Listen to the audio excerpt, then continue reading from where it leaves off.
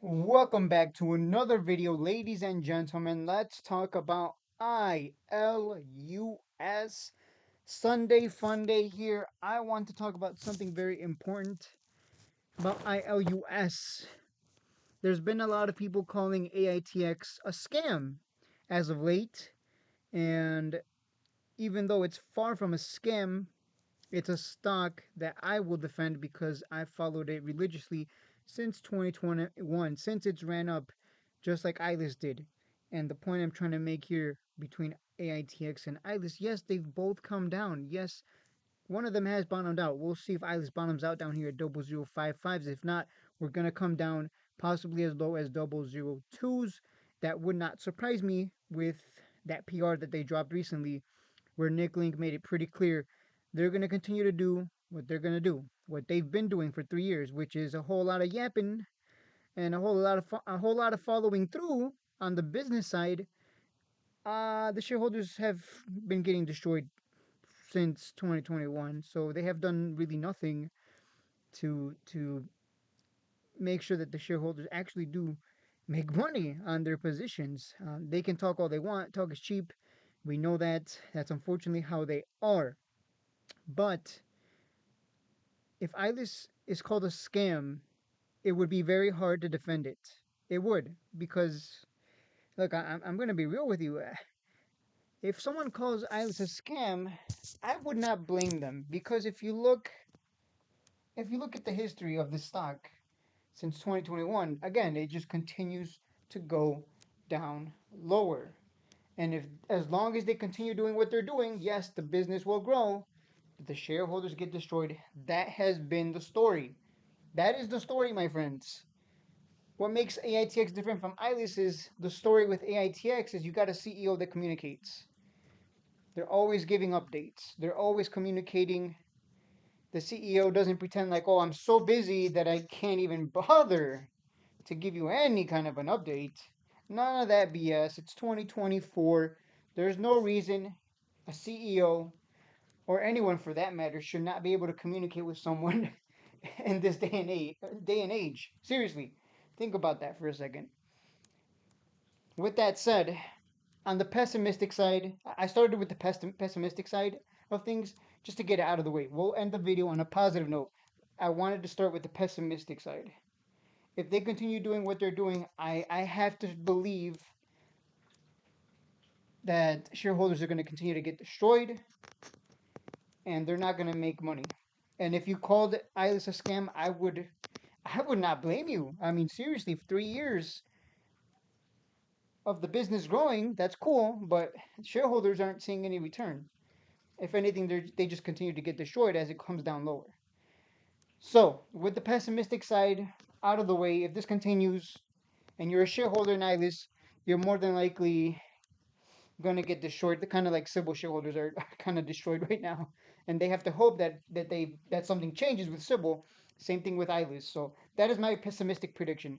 My optimistic prediction, which is what this video is about, if they follow through on the uplist, which I believe they will, because they already uplisted one company, so they did follow through on something pretty big, an uplist of QIND. But I do believe that if ILIS, which it will uplist, if they start dropping PRs like a normal company does, because even Nvidia, look, I'm no genius, but Nvidia loves dropping PRs like they're candy. And the stock went from 125 to 1,200 plus, and then a forward stock split happened, and now it's nice and cheap again, and it'll probably go to 1,000 again because there's a big future in AI and quantum computing and so on and so forth. The fourth industrial revolution, all that good stuff that IRIS is positioning itself for as well. Don't forget that they do own a drone company, if I recall. So with that said, if they follow through and they do start buying back shares at some point in the future, and they stop dropping PRs consistently, communicating with its shareholders consistently, they can turn this around and we can see the share price start trending to the upside.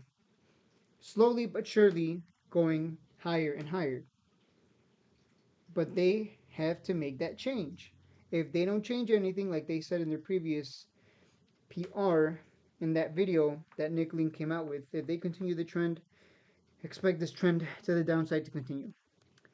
And I just, I feel sorry for the people that kept averaging down from 50, 40, 30, 20, 10, 6, 4 cents, where everyone thought it would hold because that's the 100% retracement line. And let me pull back on the chart. And as you can see, it touched it, bounced off of 4 cents, and immediately broke down anyways. And then it came down as low as 0.005. So I think the optimistic point of view here, they followed through on dropping the PRs when they uplist, communicating more, and the share price will start to surge. It'll start to bottom because now people have something to speculate on. Because there's a lot of people, including me, who position themselves in Ilus in anticipation of what could come next. And a lot of day traders do so as well. And that speculation causes people to buy in. It holds a bottom, and then the share price surges on some catalyst. It runs up. A lot of people get bagged. The smart ones make money. Some people lose money. And ultimately, ideally, the share price after that hot catalyst drops, it holds a higher floor. Because ultimately, that's just how it is. Look, I keep saying ultimately, but NVIDIA here, ultimately, I love saying that word. Okay, it pulls back. There's a sell off. People take profits. That's going to happen. And then it goes again. Then there's more people, some profit taking. And then huge run here. And the cycle repeats. That is what you want to see with ILUS. Yes, the catalyst moves it higher. Its fundamentals move it higher. That's great. We want to see that. Absolutely. I agree with that. We want to see the share price move up as the business grows. And if that happens, we will see a lot of shareholders in ILIS unbag themselves, first of all, but also see huge returns. That is the optimistic point of view. And let's hope that happens. Because if someone called this a scam, if someone called ILIS a scam, it would be very difficult for me to even defend it. Because, I mean, honestly, who wouldn't feel like it's a scam if you bought in? Let's say you waited till 4 cents, you bought in on the 100% retracement, and it just continues to go down anyways. And they don't communicate with its shareholders at all. And the rare time that they do, they basically they basically give you the middle finger and say, we're not going to do what you guys want. We're going to continue to grow the business. When we dilute ourselves and it hurts us too, blah, blah, blah, yep. And ultimately, the share price continues to get destroyed.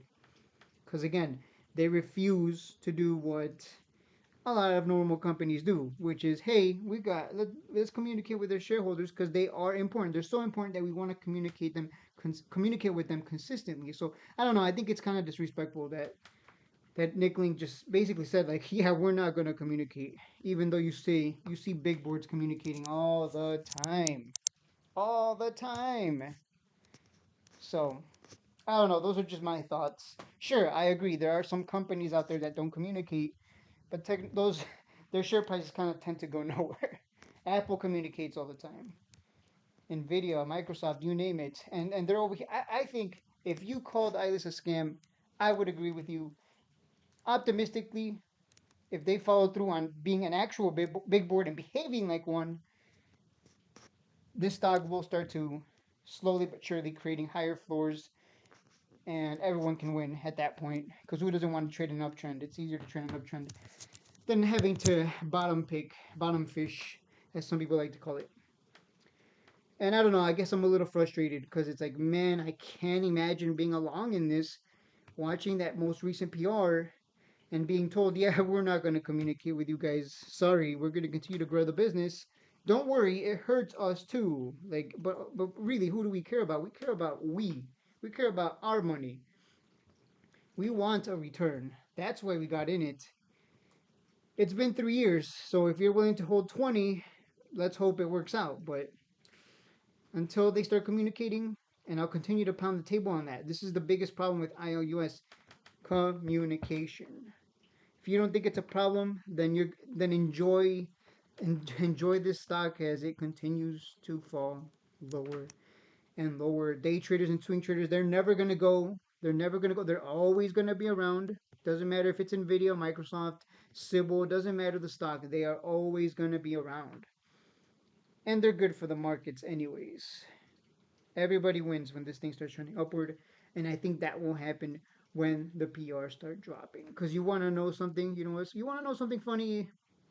This huge run to 50 cents was fueled by constant PRs. And that is it for the video.